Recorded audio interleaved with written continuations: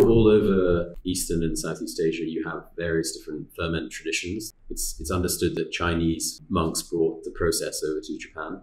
And so in China, you have loads of different kinds of soy sauce as well. We think of it as a Japanese. There's loads of different traditions in China doing similar things.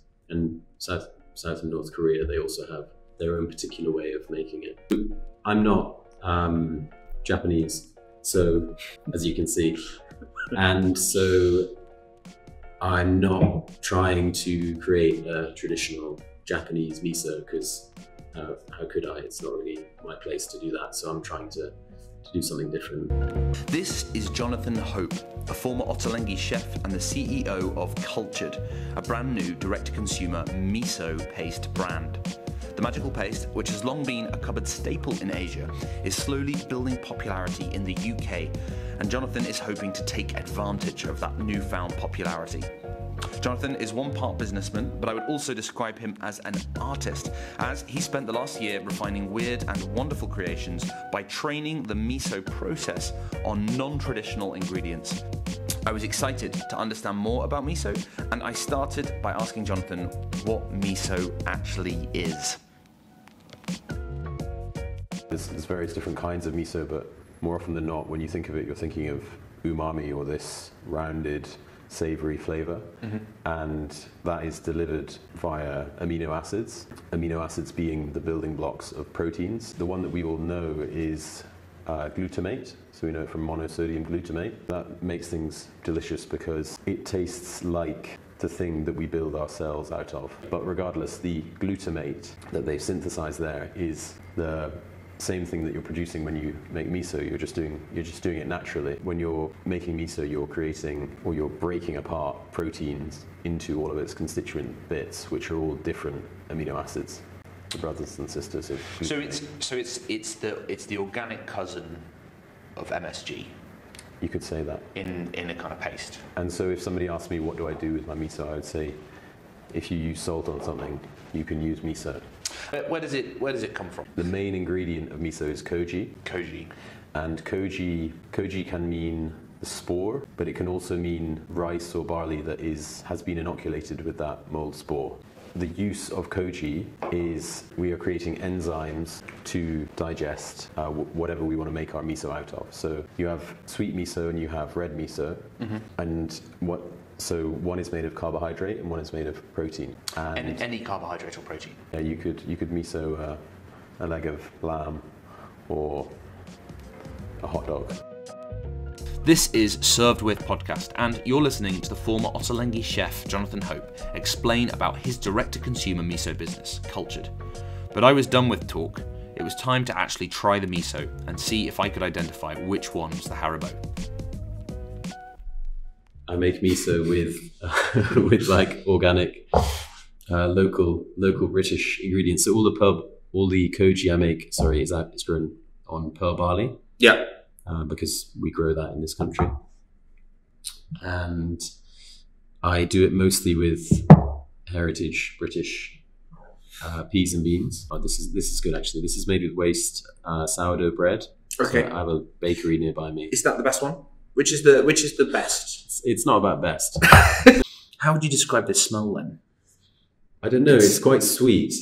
There's like a perfume, sugar. Perfume is a good word. It's sweet.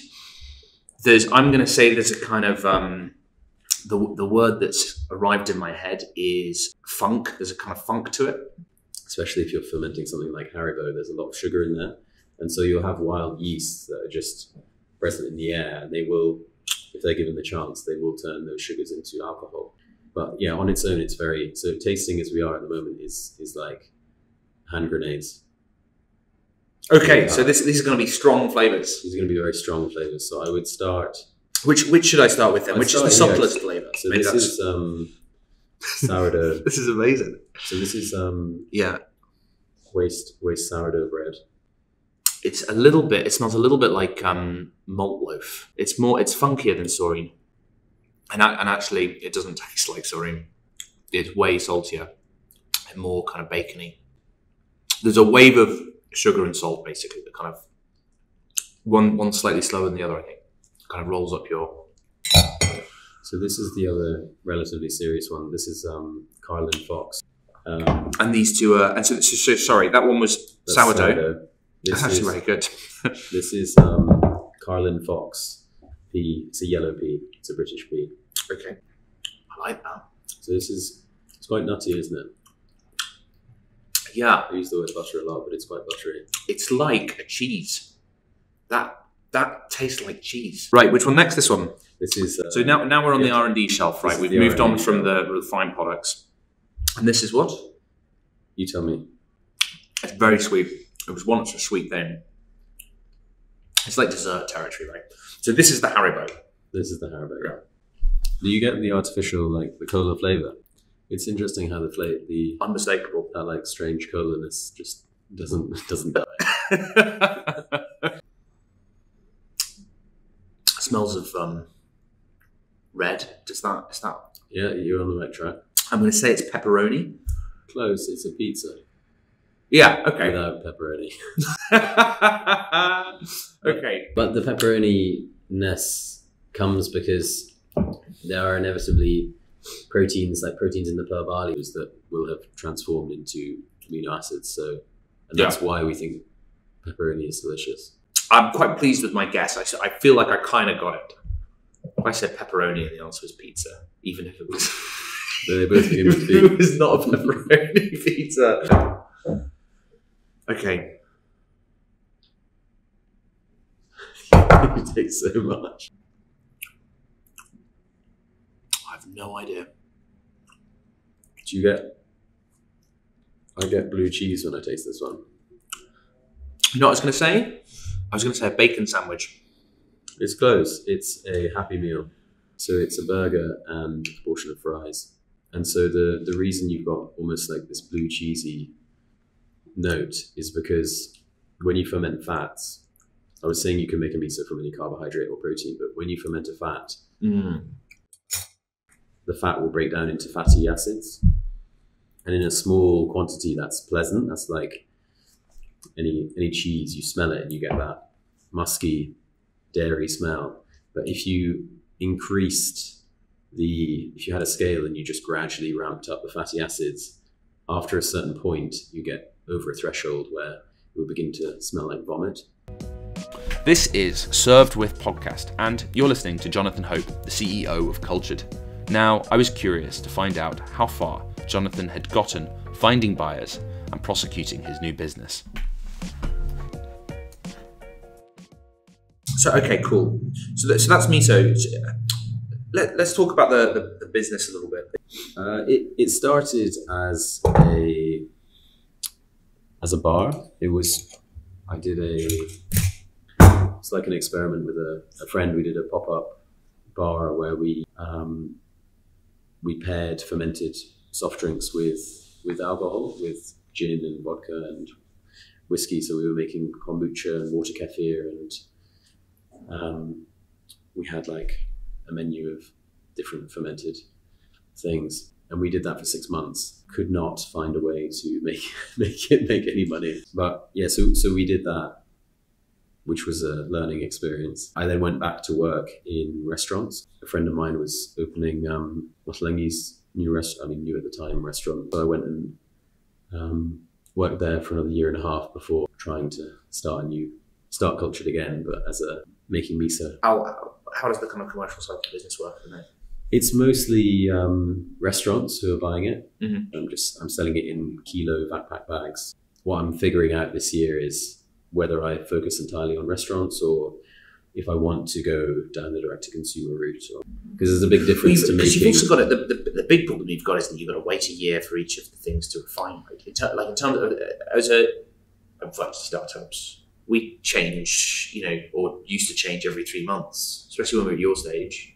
But then if you're producing all of the stock you're going to need a year in advance, that's really hard. Yeah, it's difficult, but you have to pick your battles. You just have to make a good product and then worry about how to sell it. So the good news is that you can, if you make too much, you can keep selling it. Yeah, that's the massive upside of the miso is that the shelf life is so long. because it's only maturing and getting more complex as it ages. Kitchen. Yeah, so I have a Rinsum space in Brentford. Right, and that space is where you store the sacks and sacks of miso. The barrels. Yeah. What kind of restaurants go in for this? I mean, are you selling to? It's weird actually, because we're at this point in what people call British cuisine, where so many restaurants are now serving world food. Everybody's willing to experiment with food outside the UK, and even in what you might call a fancy pub or a gastro pub, they'll have miso on the menu, even if it's just in the dessert. Actually, much more of a market for it than I originally anticipated. Because in a way, that's the bet, right? Is that people will be interested in miso. Yeah, that's the gamble, because I'm not producing it at a price that is necessarily competitive with. So the carbohydrate miso, so like the pumpkin miso, is £15 a kilo, okay. And the protein misos are £20 a kilo, which is a lot if you're a restaurant. You can buy mass produced miso for £3 a kilo. But yours is better than the mass produced. I'm not bold enough to say it's better. It's different. This is Served With podcast, and you're listening to Jonathan Hope, the CEO of Kultured, a direct-to-consumer miso brand. Finally, it was time for me to ask the fundamental question of his business. How does a food become popular? How does a food become popular? I think just aggressively marketing it. You think it is driven by the companies and not by on the consumer side? I think it's always both.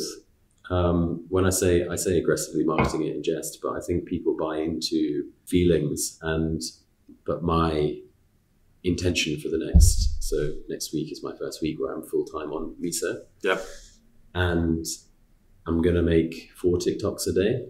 I think that people buy into feelings, and that's why I'm making the stuff that I deem to be a good product. I'm pushing and I'm telling stories about the Greggs sausage rolls, Wenzel's bacon miso, because I want to get people excited and I want to get people to feel it's fun, which is also delicious. Like, it has to qualify on both fronts. Yes, it needs to be like, oh wow, you made this paprika Pringles miso mayonnaise. Yeah, why or how? But they're asking those questions because they actually want it, because it actually tastes good. If it's a limited edition bacon soy sauce brewed in a Lefroy barrel, the question for you is like, can you build a story about that is entertaining enough that it's not just about entertaining, it also has to taste great. Yeah. You're not just making like novelty products for the crowd. But can you tell a story that is worth telling to somebody else at the pub? Yeah. That somebody overhears and is like, I need to go and tell my friend about that. At the minute, it is mainly restaurant buyers, or like 80% restaurant buyers? Probably 80% restaurant. What kind of restaurants are buying? Mostly British restaurants. Just British restaurants. Because I've approached Japanese restaurants, and more often than not, they're like, we have miso from Japan. Yeah. Who are you? So do you sell to Ottolenghi? I do, yeah. Yeah, they are, because their food as well is very diverse. Obviously there's the foundation in the Levantine, in the Middle East.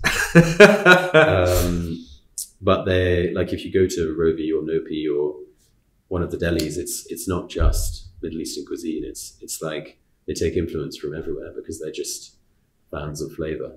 Yeah. And I mean, I guess there's going to be some restaurants who are interested in selling it because of its story and because it's kind of unique thing.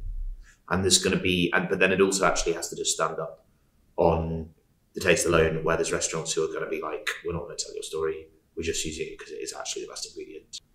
I think the journey is going and finding those places and finding those people, and more often than not, for me, it's like, I'll know if it's going to work or not in the first 5 minutes of going into somewhere, because I'll either connect with the head chef or the manager, or I won't. Mm-hmm. And it's always about a relationship that you develop. The product is almost secondary. This is Served With podcast, and that was former Ottolenghi chef Jonathan Hope talking about his new direct-to-consumer business, Kultured. If you enjoyed the show, please hit subscribe, and if you're on YouTube, give it a like, or alternatively, if you're on one of the other platforms, try and rate it 5 stars if you can find the rating system. It's a little obscured on Spotify, but that really does make all the difference in terms of how widely the podcast gets viewed, so really grateful for that. Served With is brought to you by StoreKit. StoreKit is the easiest mobile ordering system on the market. It takes about 25 seconds to order via StoreKit. The reason we made it so easy isn't just because it needs to be easier than going to the bar for there to even be a point to using the system, but also because we don't want to take your patrons out of the experience that you've worked really hard to create with a software learning experience. It's easiest for your patrons, it's also easiest for your team. This is a 0 training hours system, which is great, and it's easiest for you. We integrate with over 100 point of sale systems, many of which are direct integrations, so it's really easy to get started, and we can get you live with StoreKit in your store in less than a week. If you're interested in hearing more about StoreKit, email venues@storekit.com and tell us a little bit about your business. Thanks very much.